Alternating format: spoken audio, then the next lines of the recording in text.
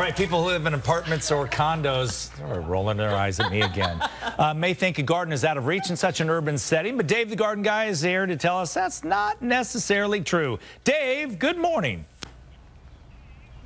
Good morning, Scotty. Hey, listen, I want to show off these beautiful roses here, and that's what we're talking about today, these little mini gardens. In fact, you can take a look at one right here from Ludwig's Roses. Right down here is what we call, well, a grow bag, and we're with Anya. And Anya, why don't you tell us a little bit about this grow bag that most apartment dwellers can actually grow something like this right in their own place, right?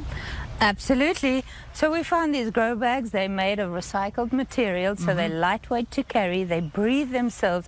And after a couple of years, you could just plant them in the ground if you wanted to, or cut them open.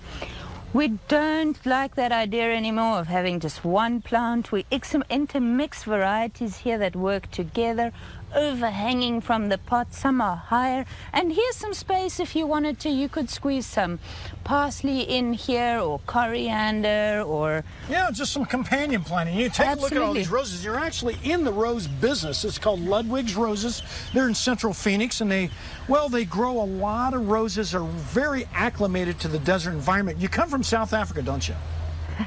Yes. My training was in South Africa, so we know all about the heat. Yeah. And we've hand-selected 300 of our best varieties that are suited for hot climates. Well, let's go over here and let's show you how you plant these roses in hot climates. We've got one of the roses. She was, well, nice enough to donate a few out here. And I want to show the folks at home what we do. We've got a type of rose here. And what's this rose called? Well, this beauty here is called Hot Point Spire, and I call it the man's rose because it just makes a gigantic bloom. And, of course, the color is quite manly. And we've got this rose planted fairly shallow. It's a wide, shallow hole. Let's go ahead and mix some of that bone meal and Epsom salts and some of that compost in there.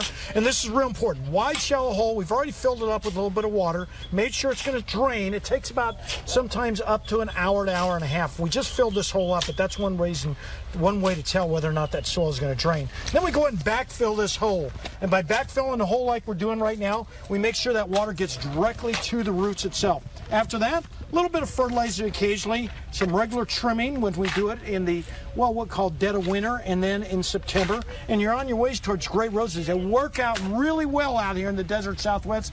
Scott, I know you're not thinking about roses up where you're at, but I'll tell you what, most of the folks here in Arizona, except for Scott, of course, can grow roses. Real easy. Scott? All I do is call you. That's all I need. Nah, I don't know. It's back to you, buddy. You've yet to show up yet, that's for sure.